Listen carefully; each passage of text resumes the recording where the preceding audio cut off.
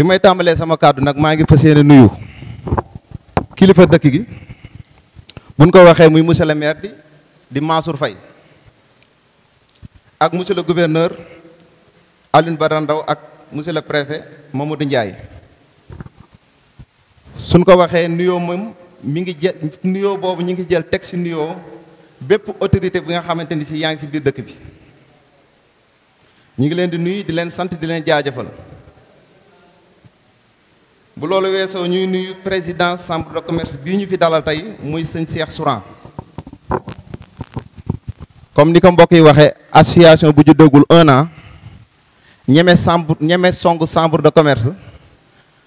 te ñi nekk ci association bi yëg ni cotisation yi bi ñu ko commencé ak léegi matagul 2 mois te xaalisu cotisation yi kenn laalagu ko kon moom mi nu abal chambre bii moo ñu fital ba tax ñu ñeme fee dugg. ñu ngi koy nuyu di ngeen tàcc ko bu baax a baax ñaanal ka liñ ko yan yàlla na ci am réussite àddina di dund ba ñun commerçant boutiquier yi tey dem ba teewi ji chambre bii mbax ñoo ko moom. bu loolu weesoo ñuy nuyu tamit chef douane Babacar Diop macha allah bi ACDR juddoo bokk na ci ñi mu demoon mu uuf ñu tette ñu. bu loolu weesoo ñuy nuyu chef service d'hygiène di Diallo mi toog macha allah am disponibilité ACDR bi mu sosoo moom mooy ki nga xam ne moom la njëkk rencontré ngeen tàcc ko bu baax a baax macha allah. boobaak léegi sonalu ma ko ci bureau am waaye tamit tëjul bureau am. nuyu sunu mbokk commerçant yi nga xamante ni tey li naan feccum liir bu neexee yaa jaa jàpp ci mbagg ya kenn du ni commerçant détaillant te doon grossiste tey ñoom ñi nga xamante ni ñoom ñoo ñu tax ñu ñeme di jaay ñu jiital ci nuyoo bi président Babacar Ndiaye Unacois teg ci président marché yi muy Serigne Cheikh Ndiaye ëmbaale marché Ndar ba marché Pikine nga xam ni ka fay président mooy Baye Gaye di sama pap bu loolu jàllee ñuy nuyu suñu mbokk commerçant yi nga xam ne ñoom lañu bokkal secteur Ndar gi ñu nekk ba biir Pikine président bi di Alassane ñu ngi koy nuyu bu baax ak ñi mu àndal di nuyu it ñi nga xamante ni ñoo nekk ba booru Sawañ ñu leen di wax droit de commerce ñoom it ñuy yëngu ci lii ñuy yëngu muy boutique koñ yi ñu ngi leen di nuyu ñoom it di leen tatagal. bu loolu weesoo ñuy nuyu waa tamit bépp représentant société bu nga xamante ni ci yaa ngi fi tey yëngu ci wàllu commercial mooy produit yi ñuy jaay. ñi nga xamante ni ñoom ñoo koy jëlee ci usine yi di ko indi fii ñi ngi leen di nuyu ñoom it bàyyiwunu kenn. bu loolu weesoo ñuy nuyu président consommateur yi muy sëñ Gànna nga xamante ni tey bu nee borom boutique bi la muy jaay dafa seer moom moo fa toog pour di leen kaasal seeni droit. bu loolu weesoo ñuy nuyu suñu mbokk yi nga xamante ni ay mbokk commerçant nañu muy waa ABDS ñu bokk lii ñuy yëngu ñu jóge ba Thiès seen président nekk nii muy président national ñun dañu fusionné ak ñoom ànd ak ñoom ci li nga xamante ni moom la ñuy liggéey muy Aliou Ba coordinateur bi nekk Mamadou Dem ñu ngi leen di nuyu di leen wax dal leen ak jàmm fii mu ne nii suba am nañu réunion bu mag bu nu war a am Dakar. waaye am cofeel su ñun ak yëg-yëg moo tax ñu bàyyi seen yi téeg yëpp bi ñuy agsi fii 2 heures yi ngi jot te war a gontaat léegi ñibbi ñu ngi leen di masawu coono bu baax. du nuyu sunu mbokk yi nga xamante ni si borom boutique fu leen déggee seen fii di xaw a am nu mu mel muy patente te wax dëgg yàlla ñu doon ñu nga xamante ni si macha allah tey lépp li ñuy liggéey ak lépp li ñuy tax di ko collecté tey ñun tey looloo téye Sénégal. ñu leen di nuyu di leen jaajëfal ñëw na fi sànq wax dëgg yàlla xaaju gu ñuy commencé boo pareegun sax añ boobu ba léegi mi ngi toog te kilifam yónni ko fi. ñu nuyu tamit banques yi nga xamante ni ñoo nekk fii au niveau de Saint-Louis ba romb région bi macha allah ndax ACDR région bi la couvrir te nu nekk ay partenaires ñoom ñëpp ak waa ACDR ñu ngi leen di nuyu di leen jaajëfal di nuyu suñu mbokk transporteurs yi macha allah. bu loolu weesoo it ci biir grossiste dafa am ku ma fàtte muy ko nga xamante ni si tey macha allah jàppale na commerçant détaillant ñi nekk si marché bi ñëpp xam na ni marché bi ñëpp jàmbaar lañu waaye nag dëgg moom it ku ne daal fa ka nga féete rek la nga ak la nga mën wax si muy El Hadj Ndiaye ab Ndiaye bu bëgg ceeb la macha allah ñu koy nuyu di ko tatagal ndax ku xam commerce bi xam ni muy dundee xam ni commerçant amul jot te képp ku fi ne xam na ni xeebul benn bis du lu rëy lii moo tax mu ñëw waaye fépp fu commerçant nekk loo xew la xeebu la ma nga sol dàllam dem di dund ak ñun ci loolu di nu tette it ñu ngi koy nuyu di ko jaajëfal di ko ñaanal yàlla. bu loolu weesoo it ñu fas yéene premier nuyoo bi nag tekk si mag ñi nga xamante ni si ñoo ñu magal ñu leen di tuddi commission SAGE ndax ACDR bi mu créé woo poste bu nekk dañ ne ay jeunes nañ koy jox ñoo koy liggéey mag ñii li ñu des ci commerce bi gunga ñu moo ñu war waratul leen jox ay poste naan leen daw leen waaye nag bi ñu créé bureau yi ba pare mag mu si nekk commission SAGE na la dugal nga nekk ci biir suñu biir di nu tette ku def lu safaanu nga rectifié ga ak fu nu mënti demit nga nuy gunge di nu tette ñu leen di ñaanal yàlla na ngeen fi yàgg loolu te ànd ak wér te yàlla barkeel li ngeen nekk defal ko seen i njaboot. bu loolu weesoo ñuy nuyu ni ko grand do di waxal les braves femmes de ACDR nga xamante ni si tey bu ACDR amee fit si lu bëre dañ si ci rôle bu am solo macha allah nuyoo boobu ñu tekk si loxo soxna Mati nga xamante ni tey moo jigéen ji njëkk si biir ACDR. ñu koy jaajëfal bu baax tey lii ngeen gis mu tege fii tey surprise la doon si ñun mu doon ñi nga xamante ni ñooy jeunes yi féete ACDR ñoo ko waxtaan ni li ngeen sonal commerce bi tey jii jot nañu fas yéene leen delloo loon jukkal mais benn objet nañu waxoon mooy li nga xamante ni pour moo jëm si monsieur le maire mais ñoom ñu waxtaan seen biir ni lii dañ koy jël def ko pour jaajëfale ko waa ACDR ñoom it ñu leen di nuyu bu baax di leen sant di leen jaajëfal. bu loolu weesoo ñi ngi nuyu maa ngi nuyu samay soxna bu daganee ndax wax dëgg yàlla bu nu doonoon ñuy xaddi tey heure bii dellu naa doon célibataire nday ñëpp xam na ni bi ñuy créé lii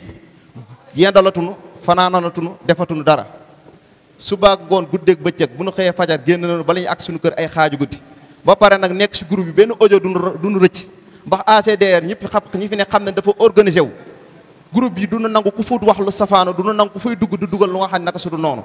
yooyu yëpp alhamdulilahi rabbil alamin bu ñu mënee comporté woo ci condition boobu ànd seeg ñun sant yàlla beneen bi mooy kër ga ñu jël ko def ko kër ga nga xamante ni si tey dan may yaatalal samay gan membre ACDR bëri na ñoo xam dañuy ñëw salaamaaleykum tey prix sa kër laa añe sa kër laa naan ataay sa kër te du ma yëg du ma tin kon loolu bu amee wax dëgg yàlla yoon la ñu jaajëfal leen jaajëfalaat ACDR mbax ñoom it bi loolu amee tey jii lépp luñ fi xéewloo ñoom nañ ko jox ñoom ñoo ko jël defaat ko ba affaire yi mel nan war a mel Modou Diop da nga ma doon gërëm loo jigéen ñi gërëm gi duggaale na foofu membre ACDR yëpp gërëm nañ leen ñoom sant na leen ak nag sama rakk bopp di Maodo Diop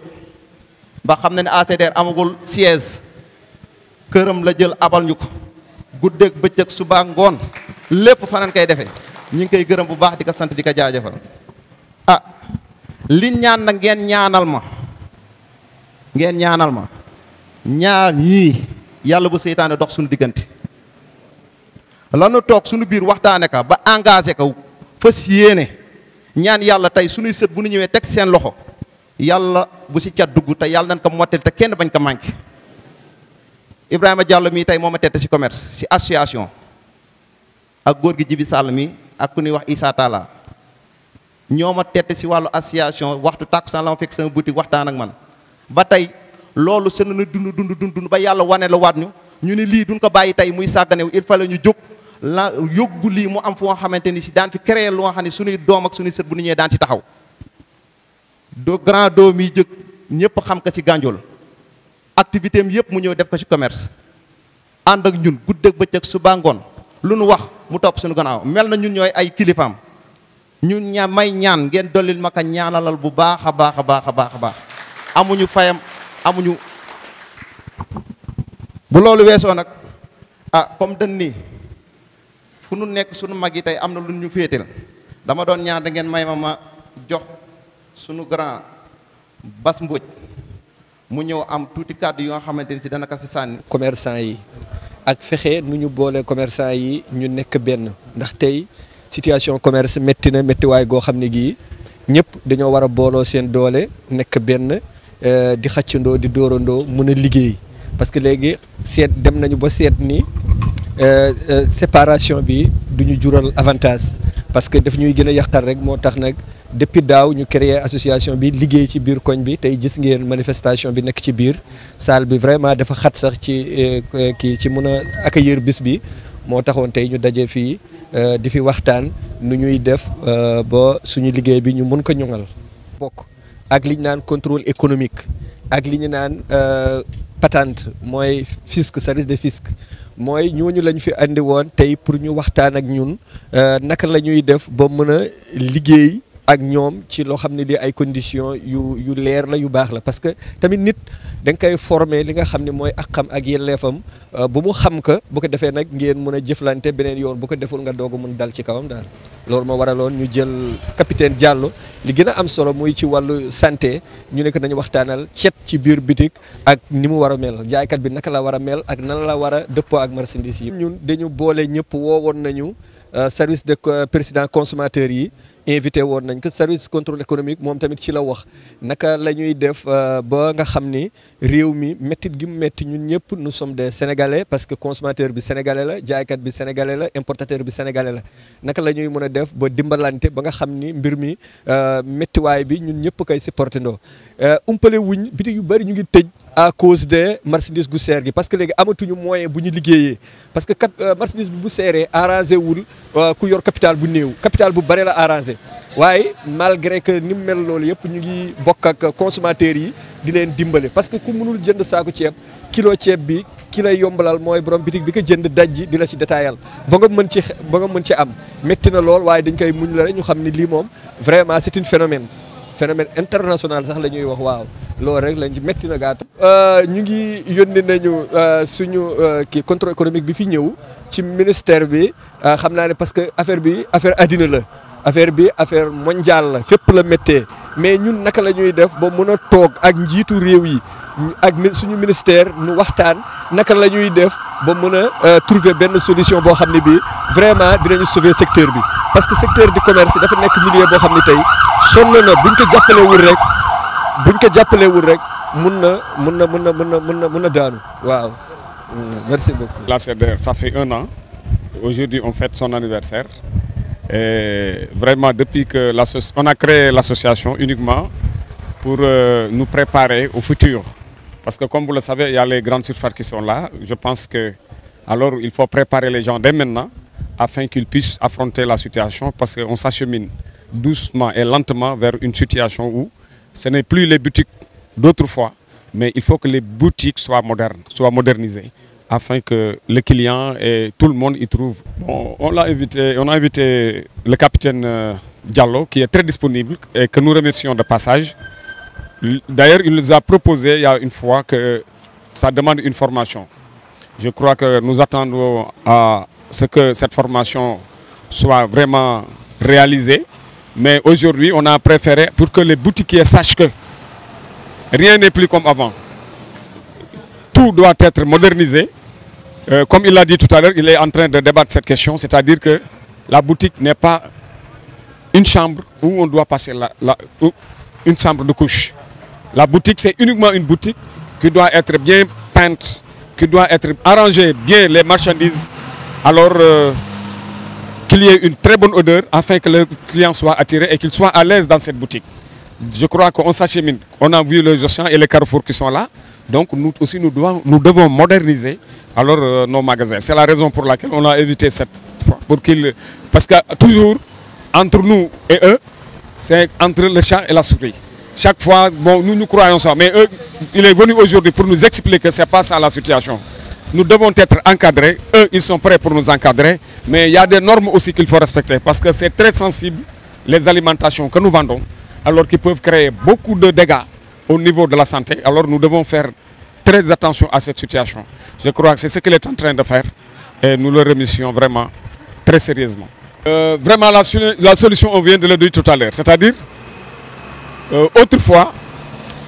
il y avait, je crois, l'importateur, il y avait l'usine, il y avait vraiment demi-gros et tout ça là. Mais actuellement, rien n'existe dans ça. C'est directement peut-être le grossiste et le détaillant. Alors cette situation-là a créé cette situation que personne ne peut gérer. Parce que on ne sait pas, le commerçant, on lui a donné aucun prix pour le grossiste pour ce qu'il vende. Alors qu'au début, le détaillant, quand il partait au marché, il sentait que ceci, ça doit coûter comme ça. C'est le prix en gros. Actuellement, il n'y a pas de prix en gros. Vous venez et ce que vous trouvez pour marcher, vous prenez ou vous laissez. C'est une situation vraiment catastrophique et très confuse. Alors vraiment, nous voulons que vraiment le gouvernement y remédie très rapidement. Sinon, vraiment, c'est une catastrophe, quoi. Vraiment, parce que personne, en tant que détaillant, ne peut dire je vais acheter ceci à tel prix aujourd'hui. Tu l'achètes aujourd'hui, demain tu viens, on te dit que c'est majoré. Ça veut dire qu'il n'y a vraiment pas de régulation sur cette situation. Et Pierre Magnon vient de dire tout à l'heure que le gouvernement est en train de voir les voies et moyens pour réguler cette situation. Le grossiste, il n'a pas droit au détail, alors que le demi-grossiste, il a droit au demi-grossiste, il n'a pas droit au détail. Alors si cette situation est réglée, alors je crois que nous tous nous trouverons notre compte dans cette situation. Voilà, je vous remercie.